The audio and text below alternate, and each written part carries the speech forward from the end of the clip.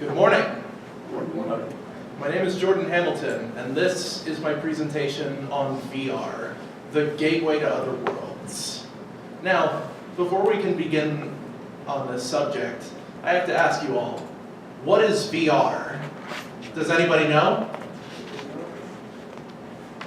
VR is a motion tracking headset that kind of puts you into, well, virtual reality. Like puts in a different world in front of you. Not incorrect, but there's more to it.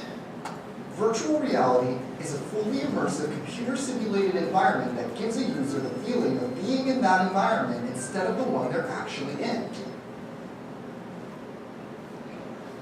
A lot of video games have already developed the technology to put the user in an interactive world, in the driver's seat of a car, or on the battlefield in a first-person shooter, or even in your own little town. However, your perception of reality is not altered. You're simply a spectator overseeing the events that are happening in that world. In order for your brain to perceive a virtual environment, there are a few key factors that are vital for the creation of an immersive experience necessary for virtual reality. While there are different display methods, one of the most popular ways to experience virtual reality is through a headset. Headset devices use stereoscopic display to make what you see three-dimensional, and to give depth to the image that you're looking at, kind of like how our eyes see anyways.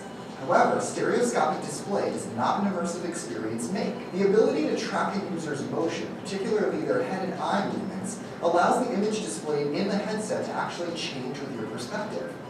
So if you turn your head to the left, the display will render whatever is on your left in that environment. Besides vision, certain VR experiences will also include other sensory stimulation like sound and even tactile feedback for touch. Lastly, in order to truly alter the perception of our reality, there has to be a certain level of virtual interactivity. True interactivity should allow a certain degree of user-controlled navigation. So I should be able to walk forward, backward, or turn through space in the virtual environment so that I don't feel like I'm just watching an elaborate 3D movie. When we are able to freely move within that environment and even interact with things in it, our brains can truly perceive that world as real, and thus, virtual reality. Virtual reality has a lot of practical purposes outside of gaming, and has been used for training simulators for soldiers, pilots, and doctors. But it is pretty cool for gaming too. Virtual reality has seen somewhat of a resurrection lately thanks to exceedingly improved technology and hardware. Devices like the Oculus Rift have advanced the VR experience by including superior graphics, improved latency, and wider range of motion. Reduced cost of components are also allowing virtual reality devices to become more affordable for consumers. For more information on virtual reality, check out Mashable's latest coverage.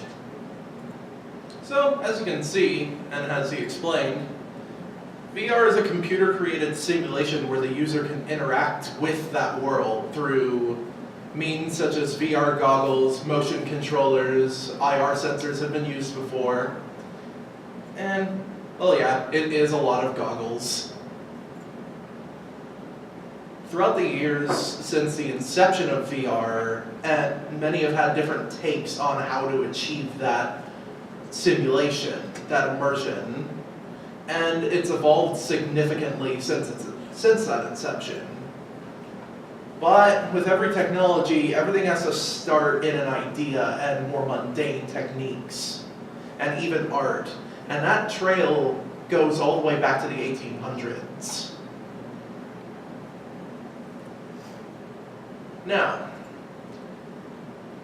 VR as a concept can be seen all the way back in panoramic paintings, which were made wide to fit the viewer's entire line of sight and create the illusion that they themselves are in that setting. One of the first of these was The Battery of Raevsky by Franz Robad, made in 1812. This really is the beginning of that immersive experience.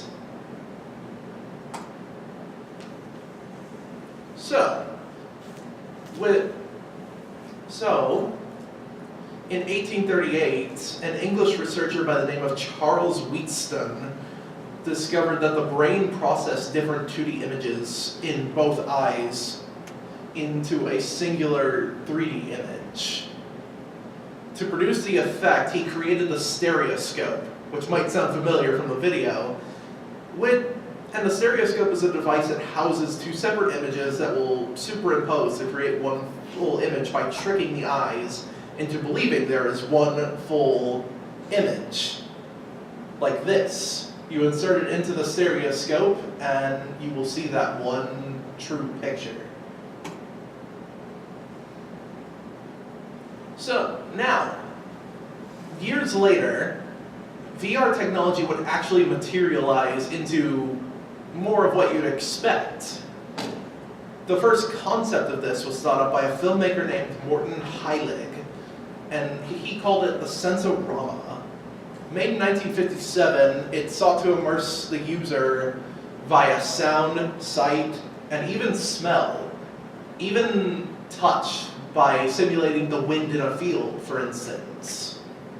You can see the concept art of it right here.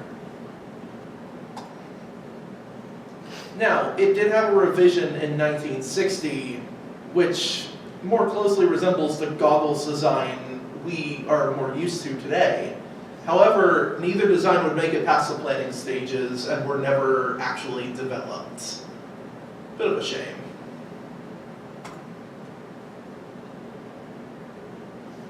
Now, the first real piece of VR technology was the Sword of Damocles, made in 1968.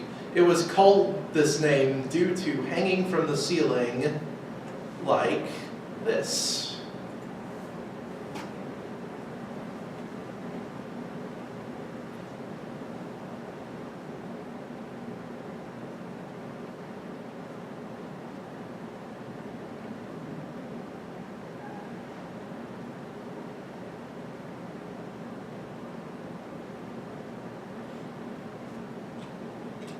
And with that, you can get an idea of how the Sword of Damocles works, and also by seeing this picture. It was this big setup on the ceiling, which, while the user rotated around and looked around the setting, they would see a 3D shape like that square, thus creating the illusion of depth.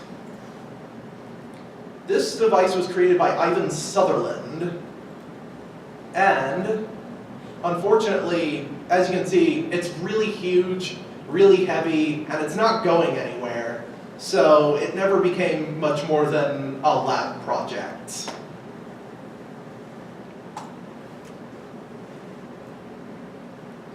But between the 1960s and 1990s, VR kind of disappeared from the public consciousness, at least in the sense that there wasn't really publicly announced devices. But that does not mean that they weren't being researched behind the scenes, out of the public eye.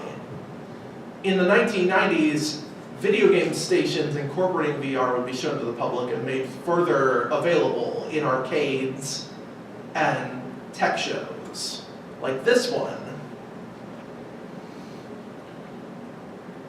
As you can see, you put your head in there and look at the game through that set of headwear.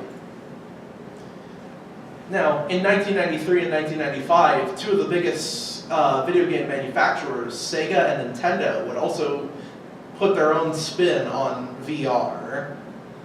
Sega would unveil the Sega VR. As you can see, we're getting really close to the design that we're more used to.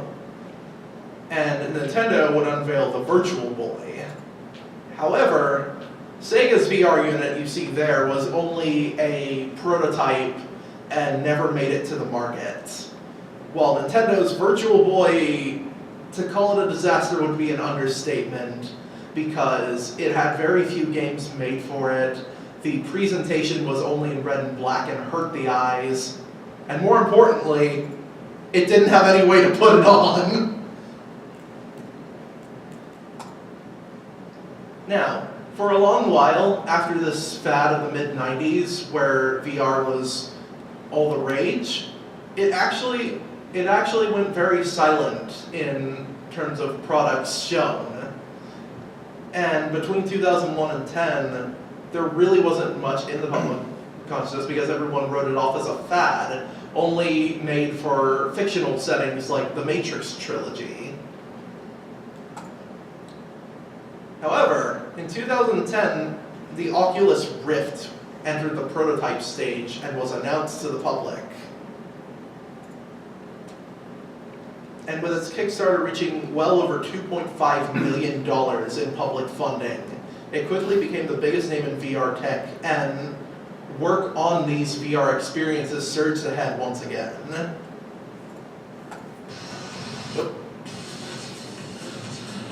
Games are something I'm really passionate about, and even more than playing games, I'm passionate about bringing games to the next level. What we're doing at Oculus is trying to create the world's best virtual reality headset designed very specifically for gaming. Where this all started was in my parents' garage in Long Beach, California, and I was interested in stereoscopic displays, I was interested in head mounts, and the problem was there was nothing that gave me the experience that I wanted, the Matrix, where I could plug in and actually be in the game. And I was sure that somewhere out there was something that I could buy. And the reality is there's nothing. I set out to change that with the Oculus Rift.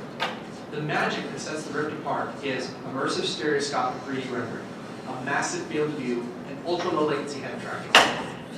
John Carmack is one of the best developers in the world. The Doom, Quake, Commander Keen. Carmack saw some of my work.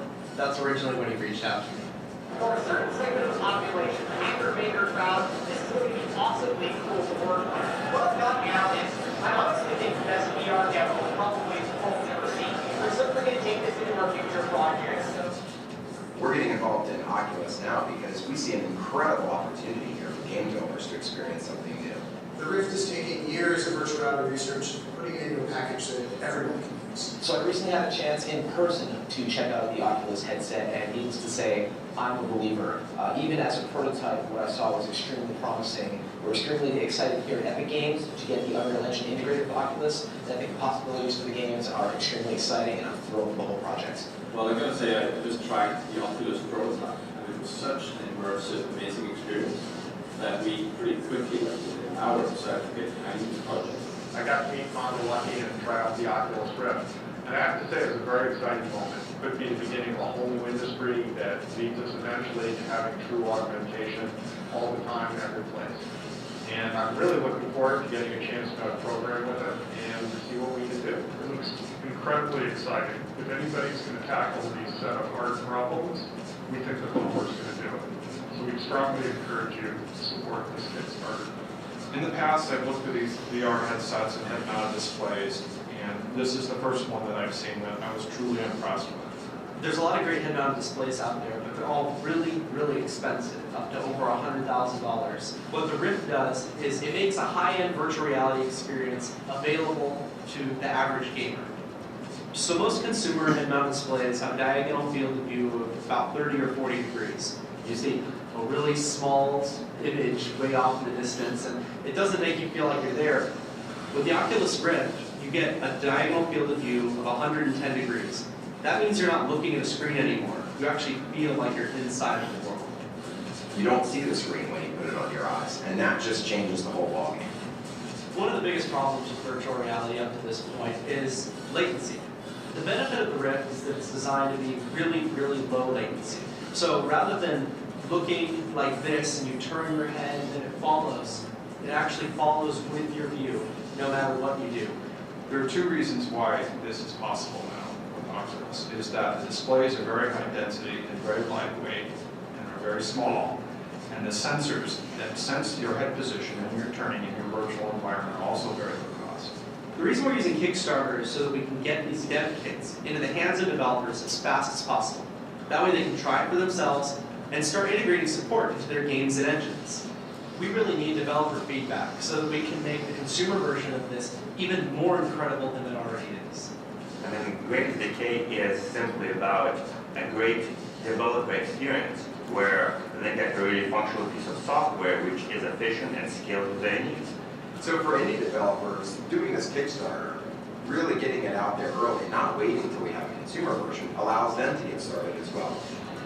If you want to be one of the first to try the Rift, grab a dev kit. We'll provide.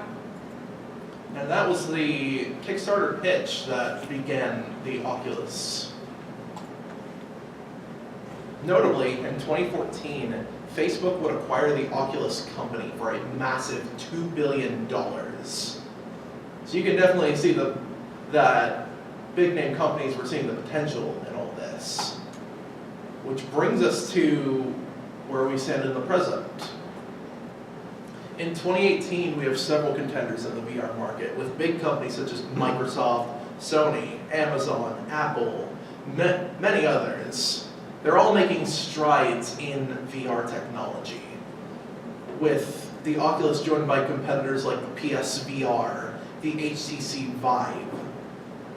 And the HTC Vive is notable in that it included sensor-based tracking for movement in the world, so that you're not just standing in one place, as well as,